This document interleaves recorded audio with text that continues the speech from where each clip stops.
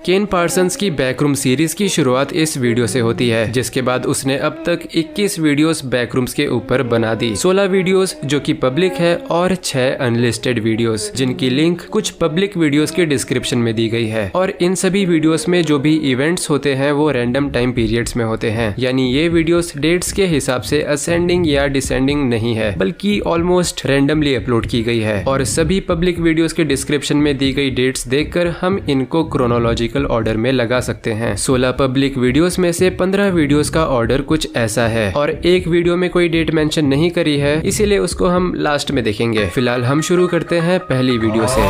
Overflow, तारीख 2 अगस्त 1972। Video की starting में हमें कुछ खबरें सुनने को मिलती है, बट उनसे ज्यादा इम्पोर्टेंट है ये पैनल, जिसमें वीडियो जूम होते होते एक सिग्नेचर को दिखाती है, आइवन बैक के सिग्नेचर को, और तारीख होती है 2 अगस्त 1972। साथ ही बैकग्राउंड से एक हरी रंग की रोशनी चमकते हुए नजर आती है। अब ये नाम आइवन बैक और ये हरी रोशनी याद रखना, क्योंकि ये आगे फिर आएंगे। खैर, इसके 10 साल बाद आती है अगली वीडियो, प्रोटोटाइप, तारीख 10 मई 1982। वीडियो की स्टार्टिंग में हमें सुपरवाइजर और लेबोरेटरी का नाम दिखाया जाता है, जिसके बाद हमें एक मशीन दिखाई जाती है जो कि प्रोबेबली एक मेटेलिक बॉल को टेलीपोर्ट करने के लिए बनाई गई है, बिकॉज हर बड़े काम की शुरुआत एक छोटे स्केल से की जाती है। और अगली वीडियो में होती है तीसरी परीक्षा, तारीख 2 जुलाई 1988, जिसमें हमें बताया जाता है कि एसिंक नामक फैसिलिटी ने लो प्रॉक्सिमिटी मैग्नेटिक डिस्टॉर्शन सिस्टम को तीसरी बार टेस्ट किया है, जो कि फेल हो गया और इसकी डिटेल्स भी रिलीज नहीं की गई। आइवन बैक, जो कि एसिंक के वाइस डायरेक्टर हैं, उन्होंने अप्रैल 1988 की एक प्रेस कॉन्फ्रेंस में बोला कि अगर यूएस की सरकार इन एक्सपेरिमेंट्स को सपोर्ट करेगी तो वो स्टोरेज, रेजिडेंशियल और प्रॉपर्टी कंस्ट्रक्शन से जुड़ी परेशानियों का उपाय निकाल सकते हैं। जिसके बाद अगली वीडियो फर्स्ट कांटेक्ट, तारीख 17 अक्टूबर 1989, हम देख पाते हैं कि काफी कोशिशों के बाद एसिंक पहली बार बैकरूम्स को एक्सेस कर पाती है, लेकिन इसी से जुड़ी एक सीक्रेट अनलिस्टेड वीडियो faultline.mov में दिखाया गया है कि उसी दिन 17 अक्टूबर 1989 की शाम 5:04 पर नॉर्दर्न कैलिफोर्निया में एक 6.9 मैग्नीट्यूड के अर्थक्वेक ने सब कुछ तबाह कर दिया। दोनों चीजें एक ही दिन पे और एक ही टाइम पर हुई है, तो समझ रहे हो। अगली वीडियो मिसिंग पर्सन्स, तारीख 3 फरवरी 1990। हमें स्टार्टिंग में कुछ पोस्टर्स दिखाए जाते हैं, जिसमें से ये पोस्टर फिलहाल इम्पोर्टेंट है और हमें दिखाया जाता है कि किस तरह 1989 पर पहली लोगों के खो जाने की स्पाइक आई थी, जिसके बाद वो स्पाइक हल्की सी घटकर अचानक से बढ़ती चली गई। और हाँ, याद है ना, 17 अक्टूबर 1989 को पहला बैकरूम्स कॉन्टेक्ट हुआ था। दाल में कुछ तो बैकरूम्स है। अगले सीन में हम 4 रिसर्चर्स को बैकरूम्स में हैजमेट सूट्स पहने जाते हुए देख सकते हैं, जो कि एक रोप लेकर जा रहे हैं ताकि अगर वो खो जाएं तो उसी रोप को फॉलो करके वापस बेस तक पहुंच सके। कुछ देर तक एक्सप्लोर करने के बाद उनको एक दीवार के पास कुछ अजीब सा दिखता है और जब वो नजदीक जाकर देखते हैं तो उन्हें एक आदमी की डेड बॉडी मिलती है, काफी अजीब कंडीशन में। और ये डेड बॉडी किसी और की नहीं बल्कि स्टार्टिंग में जो निकोलस बोल्टन का पोस्टर दिखाया गया था उसी की थी। अगली वीडियो ऑटोप्सी रिपोर्ट, तारीख 5 फरवरी 1990। और अब उस डेड बॉडी का लेबोरेटरी में चेकअप हो चुका है और जो डॉक्टर इस चेकअप को हैंडल करता है वो हमें एक वॉइस रिकॉर्डिंग में बताता है, शरीर के कुछ अंग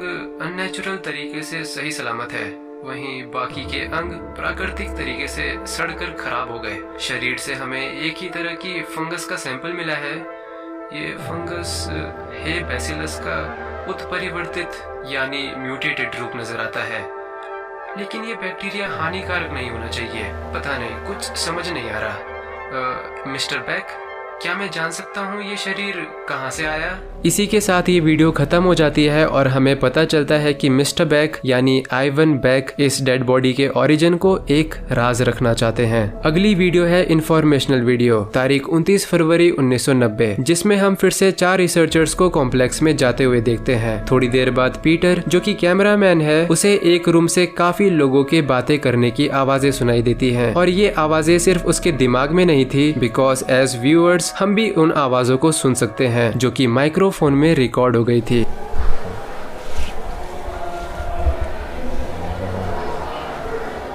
लेकिन जब पीटर आवाज की तरफ जाता है तो उसे आवाज के अलावा और कुछ नहीं मिलता, और जब वो अपने साथियों को बुलाने की कोशिश करता है तो उसके सभी साथी अचानक गायब हो जाते हैं। ये देखकर पीटर घबरा जाता है और अपने साथियों को ढूंढने की कोशिश करता है, लेकिन उसे कोई नहीं मिलता और बिना गाइडिंग टेप पीटर कॉम्प्लेक्स में खो जाता है। वापस जाने की कोशिश में पीटर को एक अजीब सा कमरा मिलता है जिसमें एक ट्री पेंटिंग वॉल होती है, एक कुल्हाड़ी, एक पता नहीं क्या बोलते हैं इसे, जो भी है, और एक घर भी होता है। खैर पीटर वहाँ से बाहर निकल आता है और थोड़ी देर भटकने के बाद उसे एक मॉडर्न दरवाजा दिखता है जिसे पीटर इजीली अपने कार्ड से खोलकर अंदर चला जाता है और वो देखता है कि अंदर एक प्रॉपरली कंस्ट्रक्टेड ऑब्जर्वेशन फैसिलिटी है और उसी समय वहाँ का इमरजेंसी अलार्म बजने लग जाता है और वीडियो खत्म हो जाती है बिना हमें बताए कि पीटर कहाँ पहुँच गया। खैर ये हमें आगे पता चलेगा। अगली वीडियो है मोशन डिटेक्टेड। तारीख 5 मार्च 1990। एसिंक फैसिलिटी ने modified motion and audio detecting cameras complex में इंस्टॉल कर दिए, जिनका काम है कुछ भी हलचल होने पर या कोई आवाज आने पर वीडियो रिकॉर्डिंग स्टार्ट करना और एक अलर्ट सिग्नल ट्रांसमिट करना। इन्हें इंस्टॉल करने के बाद कैमरास ने कुछ नॉर्मल क्लिप्स रिकॉर्ड करी अंटिल 6 मार्च 1990। इसी के साथ आती है एक अनलिस्टेड वीडियो मार 90 archive.tar जो कि अजीब लिमिनल स्पेसेस से भरी हुई हैं और कुछ तस्वीरें जिनमें एसिंक के ऑब्जर्वेशन रूम्स दिखाए गए हैं। फिर आती है पिटफॉल्स। तारीख 6 मई 1990। 4 साइंटिस्ट बैक रूम्स में फिर से जाते हैं जहां उन्हें एक अजीब सा गड्ढों से भरा कमरा नजर आता है और सरप्राइजिंगली दूसरी तरफ एक दरवाजा होता है। हाँ, ये बहुत बड़ी बात है। पीली दीवारों के कॉम्प्लेक्स में दरवाजा मिलना इज वेरी रेयर, जिसका मतलब उस दरवाजे के पीछे एक दूसरी लेवल हो सकती है। एक साइंटिस्ट इन गड्ढों को पार करके दूसरी तरफ जाता है और दरवाजा खोल के चेक करता है, जहां उसे कुछ ऐसा नजर आता है जिसे देखकर वो कैमरामैन यानी मार्विन को दूसरी तरफ आने के लिए कहता है और हमें भी मार्विन के पॉइंट ऑफ व्यू से दिखता है कि उस रूम में एक ग्रीन कलर की रोशनी चमक रही है। मार्विन की दूसरी तरफ जाने की कोशिश में वो एक गड्ढे से नीचे गिर जाता है। खैर उसे ज्यादा चोट नहीं आती और उसका रेडियो कॉन्टेक्ट भी नहीं टूटता, लेकिन जिस गड्ढे से वो गिरा वापस वहाँ पर नहीं चढ़ सकता। इसलिए मार्विन रेस्क्यू टीम का इंतजार करने की सोचता है, लेकिन थोड़ी देर में उसे किसी इंसान के चिल्लाने की आवाज आती है जैसे कोई मदद मांग रहा हो। मार्विन आवाज का पीछा करते हुए एक दीवार तक जाता है जिसके नीचे गैप होता है। गैप की दूसरी तरफ मार्विन को एक कॉलोनी दिखाई देती है जहाँ अंधेरा होता है और रेडस्टोन की हाईलाइट होती है। यहाँ मार्विन को एक घर नजर आता है जिसमें लाइट्स ऑन रहती है और इसमें से आवाज भी आ रही थी, तो वो अंदर जाता है और उसे दिखते हैं साइन बोर्ड्स जो कि इन्वर्टेड यानी उल्टे होते हैं और घर के अंदर होते हैं। मार्विन को तब से किसी इंसान की आवाज आ रही होती है सेइंग कैन एनीबडी हियर अस, और मार्विन उस इंसान को बचाने के लिए और अंदर जाता है। जाते समय मार्विन का रेडियो सिग्नल एक न्यूज ऑडियो से ग्लिच हो जाता है, जो न्यूज उस समय यानी 1990 के अकॉर्डिंग भविष्य की थी, जिसका मतलब रेडियो सिग्नल्स भविष्य से 1990 में ग्लिच हो गए थे। इस न्यूज में यूएस और क्यूबा से रिलेटेड कुछ बातें रहती हैं जो कि एज इंडियंस या फिर सिंपली नॉन इंग्लिश नेटिव्स हम ज्यादा रिलेट नहीं कर पाएंगे। दैट्स व्हाई ये न्यूज मैं इग्नोर करने वाला हूँ। बस इतना याद रखो कि बैक रूम्स में रेडियो सिग्नल्स टाइम में आगे पीछे ग्लिच हो सकते हैं। मूविंग ऑन टू वीडियो, जहाँ मार्विन आवाज का पीछा करते हुए एक कमरे तक पहुँचता है जहाँ उसे एक मार्क राइडन का बैकपैक नजर आता है, इंडिकेटिंग कोई फ्यूचर से नॉकलिप होकर बैक रूम्स के 1990 वाले साल में आ गया, बिकॉज मार्क राइडन कंपनी 2012 में बनी थी। तो भला इस कंपनी का बैकपैक 1990 वाले बैक रूम्स में कैसे पहुंचा? खैर मार्विन को फिर से आवाज आती है और इस बार फाइनली मार्विन आवाज के सोर्स को देख लेता है, जो कि एक इंसान तो बिल्कुल भी नहीं होता।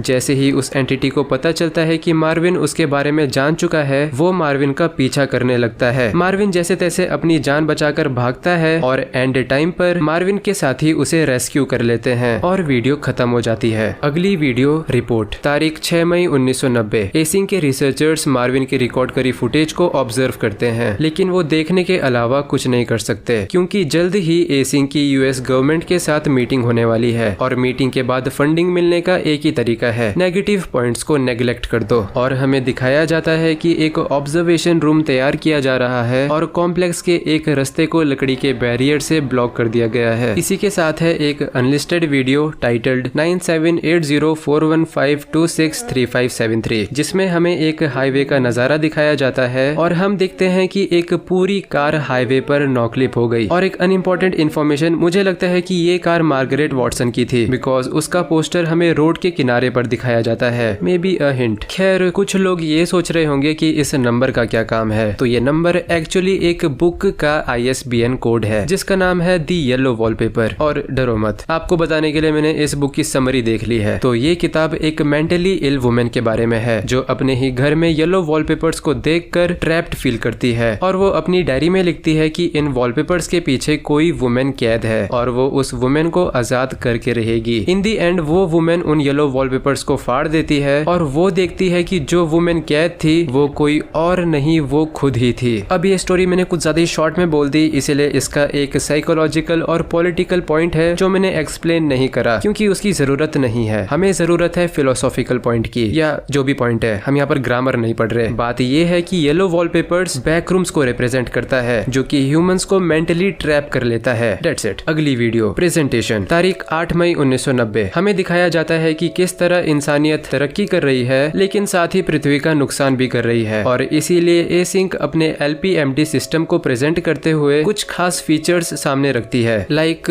अभी गेट सिर्फ इंसानों के लायक है लेकिन जल्द ही उसको डिजाइन करके व्हीकल्स के लिए भी तैयार किया जा सकता है और इस कॉम्प्लेक्स में इनफिनाइट वॉल्यूम है जिसको बहुत से कामों के लिए इस्तेमाल किया जा सकता है, जैसे कि research and development, industrial processing, storage and warehousing, corporate offices, commercial space और रेजिडेंशियल्स। फिर हमें होम इंटीरियर के कुछ कॉन्सेप्ट पैनल्स दिखाए जाते हैं और कॉम्प्लेक्स का एक मिनिएचर रियल लाइफ मॉडल भी दिखाया जाता है। लास्ट क्लिप में हम देखते हैं कि एक अलर्ट सिग्नल बजना स्टार्ट हो चुका है और जब वो ऑब्जर्वेशन रूम के CCTV कैमरा पर देखते हैं तो वहाँ पर हमें पीटर नजर आता है और वीडियो खत्म हो जाती है। अगली वीडियो रियूनियन, तारीख 25 मई 1990। शुरुआत में हमें एक कप दिखाया जाता है जिसपे ML लिखा रहता है और उसकी कोऑर्डिनेट्स मेंशन रहती है। फिर हम देखते हैं कि रिपोर्ट वाली वीडियो में जो वुडन बैरियर बनाया था उसे खोल दिया जाता है और फिर से ऑब्जर्वेशन के लिए एक रोवर को भेजते हैं, जिसके बाद हम देखते हैं कि पिटफॉल्स वाले गड्ढों को कवर कर दिया गया है और 3 साइंटिस्ट मार्क, रेंडल और मार्विन कॉम्प्लेक्स को एक्सप्लोर करने एक शॉटगन लेकर जाते हैं सेफ्टी पर्पस, जहां उन्हें एक अलग सफेद रंग का कॉम्प्लेक्स नजर आता है। उन्हें जमीन पर पड़े रूफ पैनल्स और दीवार पर बना एक मैप दिखता है। खैर, वो होम टीम को कांटेक्ट करके ये सब बताने की कोशिश करते हैं जब मार्क रियलाइज करता है कि वो सब ज्यादा ही दूर आ गए, इसीलिए रेडियो सिग्नल्स नहीं मिल रहे। जिसके बाद वो वापस जा ही रहे होते हैं कि रास्ते में मार्क पर कोई हमला करके उसकी शॉटगन छीन लेता है, जो कि एक इंसान होता है। वो डिमांड करता है कि उसके पूछे गए सवालों के जवाब देने पर वो वापस चला जाएगा। मार्विन उसकी आवाज सुनकर पहचान लेता है कि वो पीटर है और मार्विन बताता है कि उन्हें लगा पीटर 2-3 महीने पहले ही मर चुका है, जहां पीटर बताता है कि एसिंक ने उसके जिंदा होने की खबर को राज बनाए रखा क्योंकि वो पहले ही पीटर की फ्यूनरल कर चुके थे और उसकी फैमिली को भी बता चुके थे। तो ऐसे में किसी मरे हुए का वापस आना एसिंक की रेपुटेशन पर असर डाल सकता था। पीटर मेंटली थोड़ा डिस्टर्ब नजर आता है और तभी मार्क का रेडियो काम करने लग जाता है और वो पीटर के मना करने पर भी होम बेस पर सिचुएशन रिवील कर देता है। इन रिजल्ट पीटर मार्क पर गोली चला देता है और मार्क की ऑन द स्पॉट डेथ हो जाती है।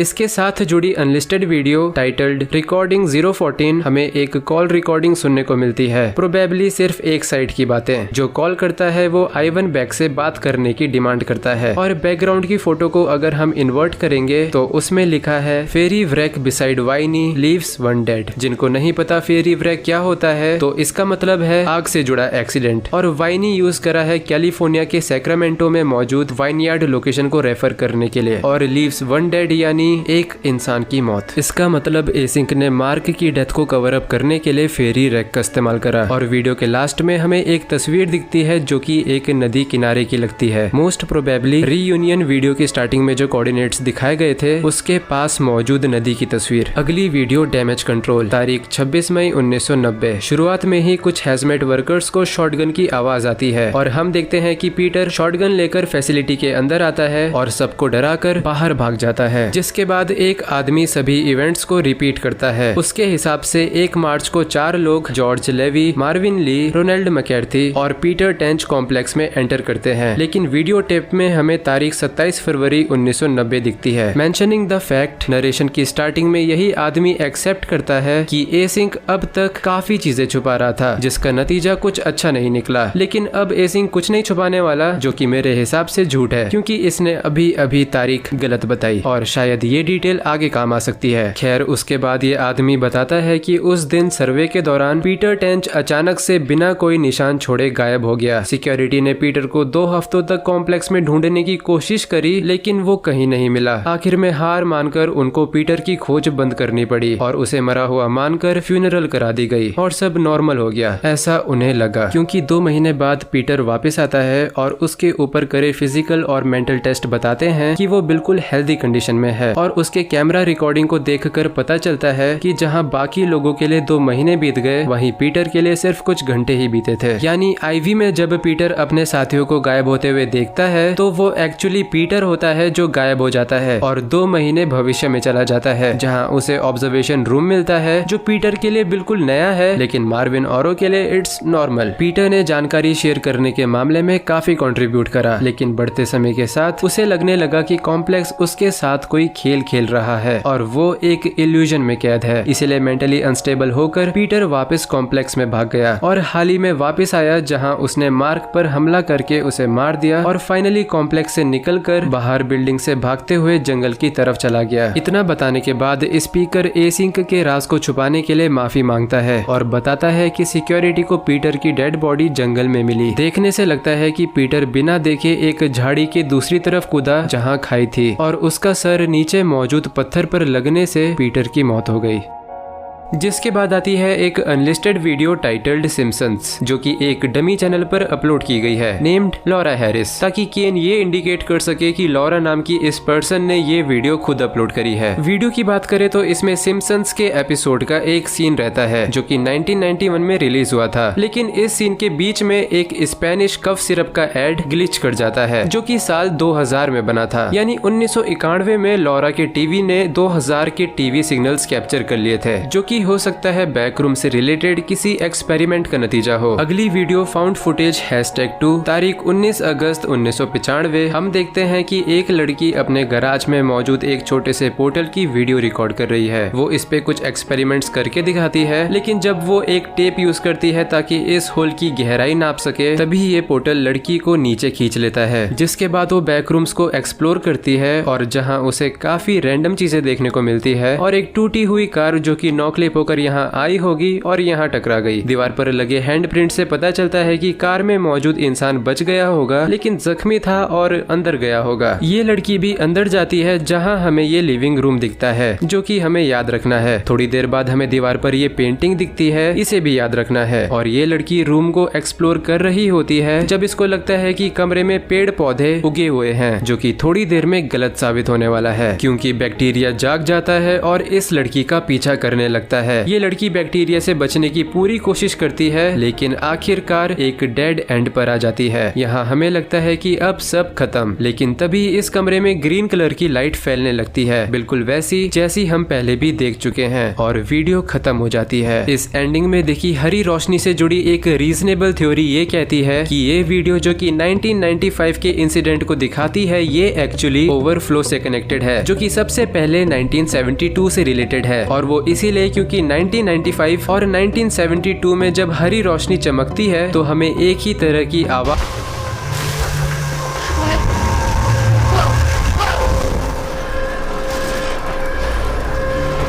हो सकता है इस मोमेंट में ये लड़की या फिर सिर्फ इसका कैमरा 1995 से 1972 में चला गया, जहां उस कैमरा में रिकॉर्डेड ये पूरी वीडियो आइवन बैक ने देखी और आउट ऑफ क्यूरियोसिटी उसने बैकरूम से कांटेक्ट बनाने के लिए ये सब कुछ करा, leading to all these events. And then again 1995 में वो लड़की फिर से नॉकलिप हो गई ताकि एक बार और आइवन को ये वीडियो मिल सके और ये समय चक्रव्यूह इसी तरह से हमेशा के लिए घूमता रहे। अगली वीडियो द बैकरूम्स फाउंड फुटेज, तारीख 23 सितंबर 1996। इस वीडियो को कौन नहीं जानता। शुरुआत होती है एक रियल लाइफ शॉट से जहां केन एक वीडियो शूट कर रहा होता है और ये जो भी है ये इस पे डेट देखो 4 जुलाई 1991 और याद रखना लास्ट में काम आएगी। खैर इसमें ज्यादा कुछ नहीं होता, बस केन बैकरूम्स में गिरता है, अपने बैक्टीरिया एनकाउंटर और बैकरूम्स एक्सपीरियंस को रिकॉर्ड करता है और लास्ट में बैक्टीरिया के हाथों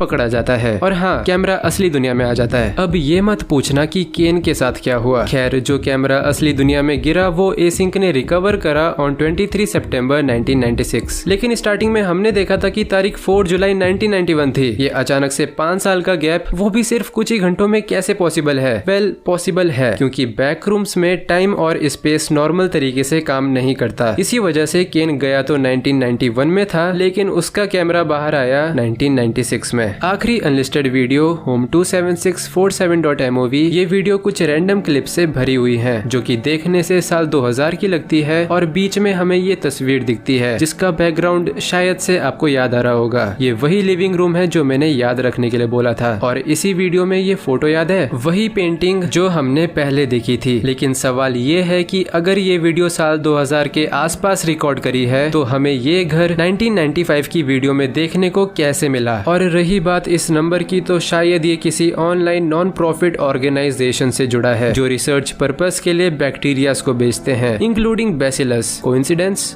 मे बी नॉट। अब बात करते हैं आखिरी वीडियो की जिसमें कोई तारीख नहीं है। I remember. सबसे पहले हमको जेम्स एसमन का एक मिसिंग पोस्टर दिखता है और फिर एक आवाज अपने घर को डिस्क्राइब करती है, किस तरह उस आदमी ने अपना घर खो दिया, उसे सब कुछ याद है और वो असलियत के असली होने पर सवाल उठाता है और कहता है तुम हमेशा से यहीं थे। इन सभी बातों को सुनकर हमें होम वाली वीडियो याद आती है जिसके एक पैनल में हमें एक यूनिवर्स रिप्रेजेंटेशन दिखाया जाता है जो कि पुराने जमाने के लोगों ने बनाया था, ये मानते हुए कि पृथ्वी ब्रह्मांड का केंद्र है। लेकिन ये फोटो कुछ ज्यादा ही पीली नजर आ रही है, शायद इसीलिए क्योंकि ये बैकरूम्स को सेंटर ऑफ एवरीथिंग रेफर करना चाहती है, जिससे ये बात you have always been here from I remember video बिल्कुल सही साबित हो जाती है। यानी बैकरूम्स हमेशा से एग्जिस्ट करता था, बस हम जानते नहीं थे। और अब बैकरूम्स का कनेक्शन असली दुनिया से हो चुका है तो धीरे धीरे सब कुछ वापस बैकरूम्स में जाने लगेगा और एक दिन पूरी पृथ्वी ही बैकरूम्स में समा जाएगी। शायद स्टोरी तो यही बताती है। अब आगे जाकर अगर स्टोरी बदल गई तो वो अलग बात है, बात की चीजें बाद में देखेंगे। अभी जल्दी से सब्सक्राइब वगैरह की रस्म पूरी करो और